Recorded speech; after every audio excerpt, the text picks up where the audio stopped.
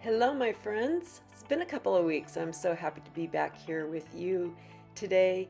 I've got some makeovers for you, French country style, kind of farmhouse style. I hope you find some inspiration and enjoy the video. Let's get started. For my first project, I'm using this it's like a chalkboard that's in a frame. And now on the back, there's some blocks that, like, I guess it was to keep it raised, like off the wall, or I don't know. I'm not sure what those were for. One was missing.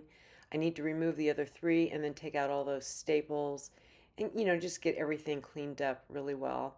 Luckily, with my little scraper tool, I was able to just pry those remaining three blocks off of there. And then I removed the staples and then pushed those little tabs up to remove the chalkboard piece from the frame.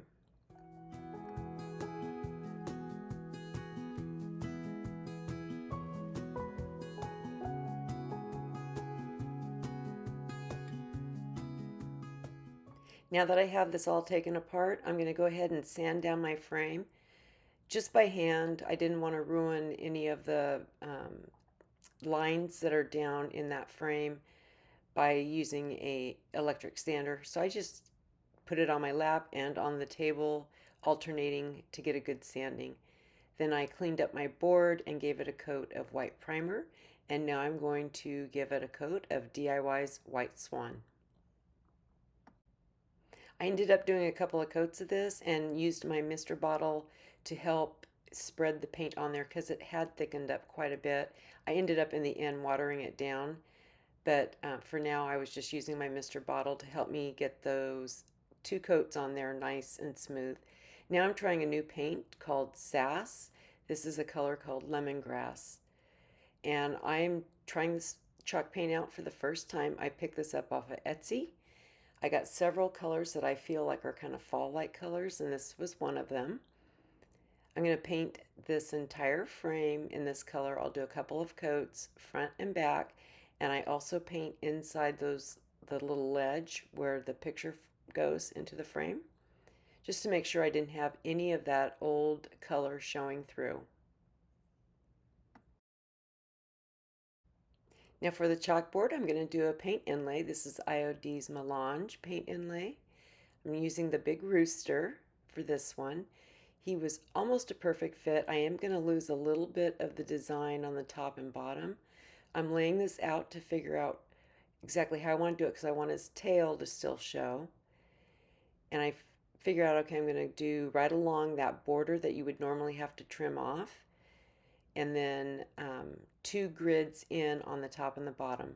I put this on a IOD thin mount, and I'm spritzing it with water. I'm going to let those fibers in that paper kind of absorb the moisture and get ready for application while I apply a nice generous coat of the White Swan onto my chalkboard.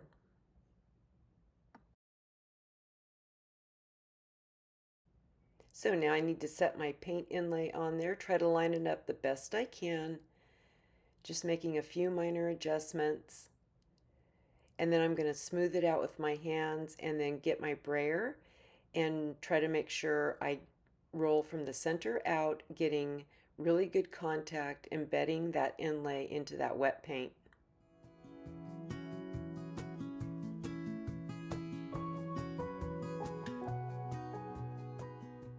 When that completely dried, I took my mister bottle and applied that water to the top of the inlay again, making sure the whole thing was dampened up pretty well.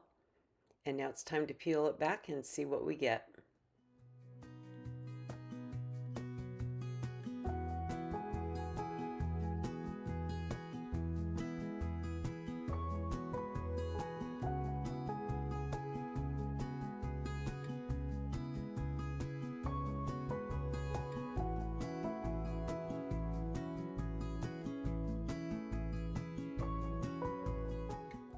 It turned out pretty well. I only have a couple of spots where it pulled up a little bit of that white Swan paint, I can just touch that up. No big deal.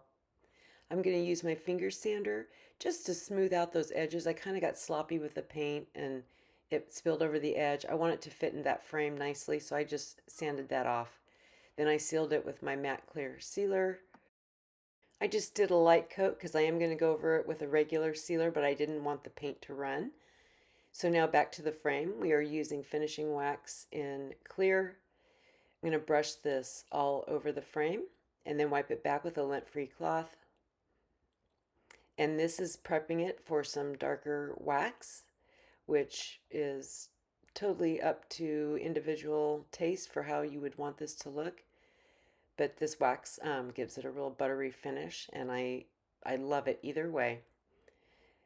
After I had that wiped off, I took the black wax. I'm going to do the same thing, only this time I am going to work in smaller sections so that I can make sure I get that wiped off before it starts to dry.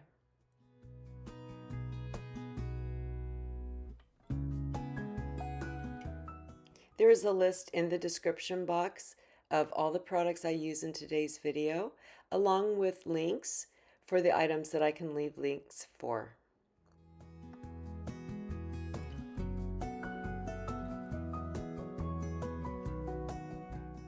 When I was done with the frame, I took that brush that still had a little bit of that black wax on it, and I went around the edges of the rooster. So I'm not adding any wax to this brush to do this. I'm just using what's already on that brush. I want it to be very soft, not super obvious, but I just thought a little bit of shading around the edges would be very fitting for this. For the back of the rooster, I'm doing Fusion Chalk Mineral Paint in the color Cast Iron. Gonna get that back all nice and cleaned up. You can see the white paint on there that I spilled over when I was doing the inlay. I'm using the DuraClear Ultra Matte Sealer to do my final seal on top of the inlay.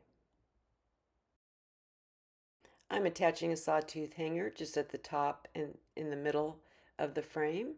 Gonna mark my little holes, drill those holes, and then screw in the little tiny screws, and it'll be all set to hang. Now we're just gonna put our rooster in place. Pushed all those little tabs back down, and this one is complete.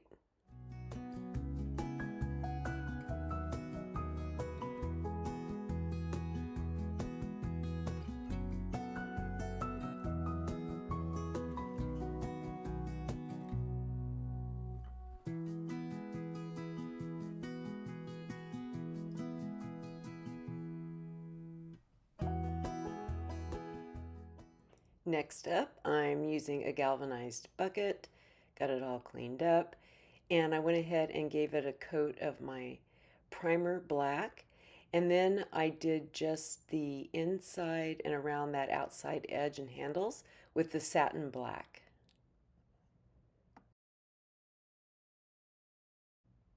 Now this is another one of those new paint colors that I'm using called Lily Yellow.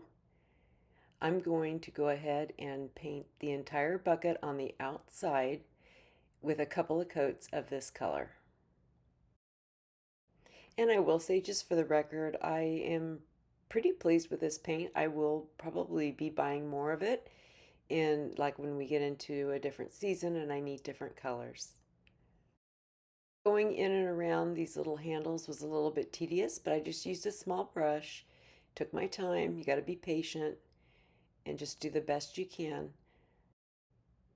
So I'm using the sunflower paint inlay from that same collection by IOD Melange. I do need to trim off that border on this one because otherwise that will show up on the bucket. So I'm going to just cut that off, and then I'm going to trim off the excess on the bottom so it'll be easier to fit up against the lip on the bottom. And I also trim off the top as well. So now I need to put down that coat that I'm going to lay this into. And it's pretty big inlay, so I've got to get quite a bit of paint on here quickly before any of it dries. I spritzed that inlay with water just like I did before, and now I'm going to lay it down. This is a tricky surface to do this on because of all the ridges. And what I probably would do differently is I would just start with that center and press it down and then worry about getting all those edges laid down where they need to be, because it's kind of stretched out. And even though I did all this, this is a damp sponge, and I'm really working that inlay into all those ridges, but it still had gaps in it, um, because I think I just, when I laid it on, I pulled it too tight out to the edge, so it couldn't lay down completely into all those little crevices. Like here, I'm just applying a little more paint because I didn't have enough on there. Um, so I got a lot of voids with this one, but I'm going to show you how I fixed that so that it wasn't a total loss. So I'm just going to keep dampening this with a sponge, working that in. To me, I felt like I had it worked in really well, but you'll see when I reveal this that it was not worked in that well.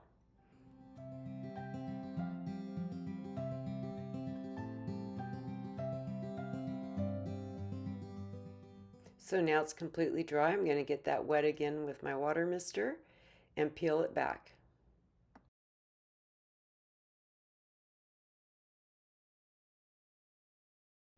And you can see that there's lots of voids in this.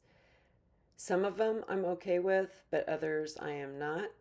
So I'm going to go ahead and take some more of that paint and paint in those areas that I just felt like I couldn't live with. Going to reapply my inlay, let it dry, and then just keep doing that process over on each little spot until I get a look that I can live with. So I end up doing this 3 times total. Twice at first, I do the 2 areas I was most concerned with.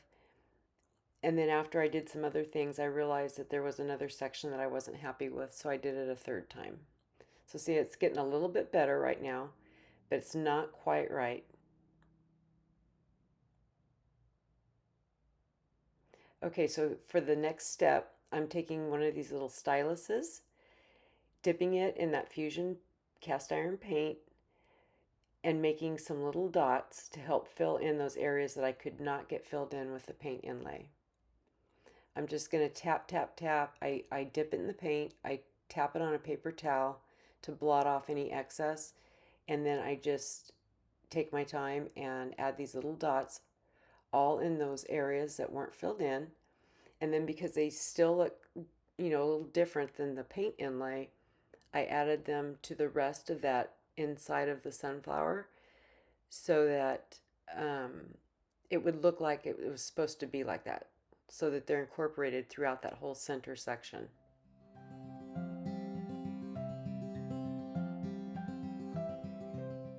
I used some black acrylic paint just to touch up that bottom where I'd gotten a little bit of the yellow paint onto the bottom of that, the rim of the bottom. So now here's where the 3rd time that I do this, I had this section where the leaves come over off to the side, and I wasn't happy with it. It had a pretty big void. So I went ahead and did this again just on this section, and it filled it in pretty nicely.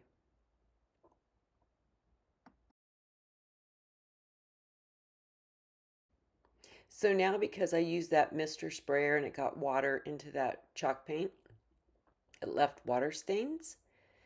So I'm just going to go ahead and touch that up with another coat of paint on those areas, so that was no big deal. And now for the inside of the bucket, I am taking some clear wax, and I'm going to apply this to the entire inside of the bucket, brush it on, and wipe it back.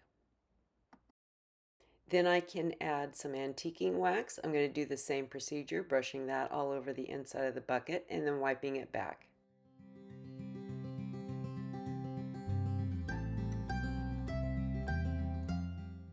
I also add that antiquing wax to the handles and to the bottom of the bucket.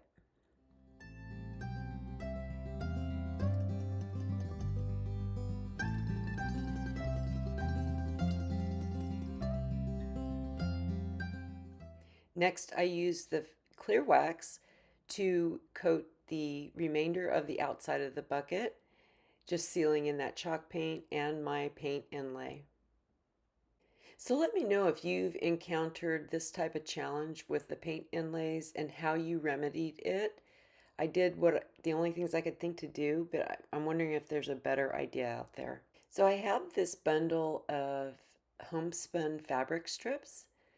I chose the black and off-white one. I'm just going to cut a small strip of this to wrap around just underneath the lip of the top of that bucket, tighten a knot, and then trim off the ends.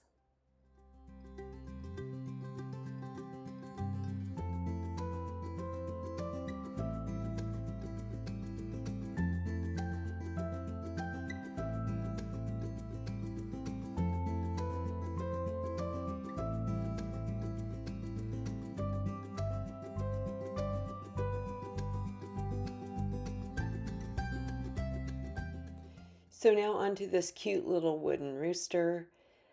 Parental discretion is advised for the absolute disaster that I managed to turn this little guy into before I make him right. I gave him a coat of my black primer spray paint, and then I'm going to add this Sass chalk paint in the color Burnt Leaves. I'm just going to do like dots, kind of elongated dots and spots all over the rooster with the idea that I could do a crackle, and then we would be showing some of this orangish color and some of the black. So I went ahead and sealed that chalk paint in with the ultra matte sealer.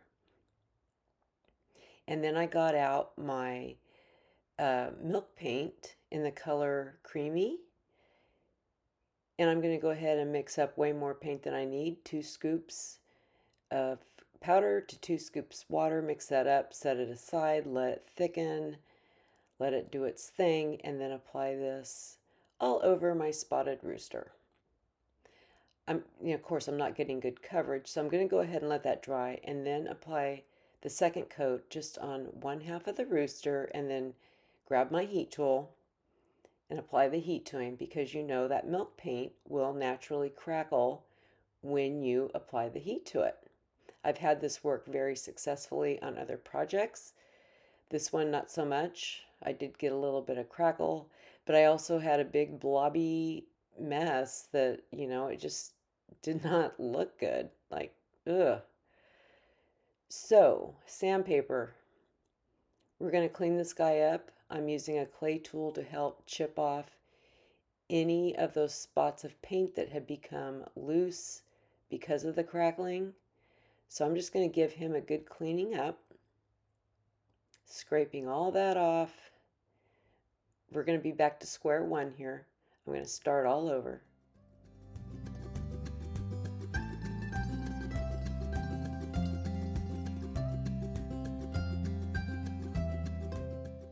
He is all cleaned up. Oh my gosh. This poor guy. I feel so bad for him. We're going to fix it. Another coat of primer, this time in white, and then we're going to paint him with white Swan. I do 2 coats of the white Swan by DIY, and then give him a coat of the ultra matte sealer as well.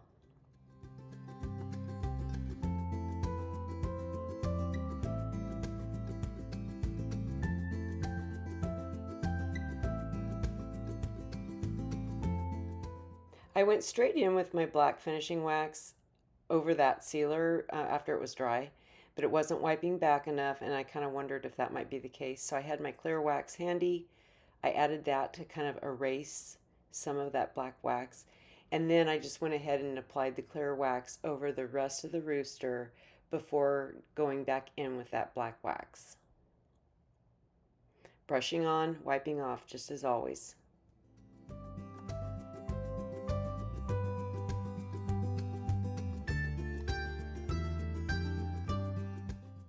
So with that all done, now I can go ahead and reapply that black wax over the entire rooster.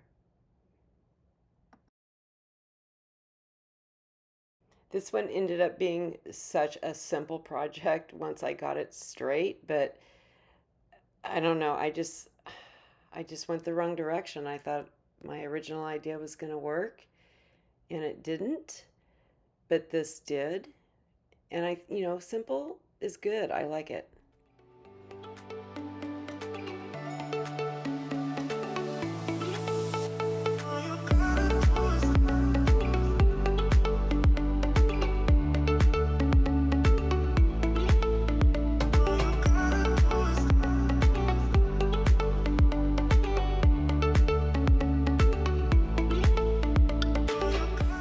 Well, thank you so much for watching. I really do appreciate each and every one of you. I hope you have a wonderful week, and I'll see you next time.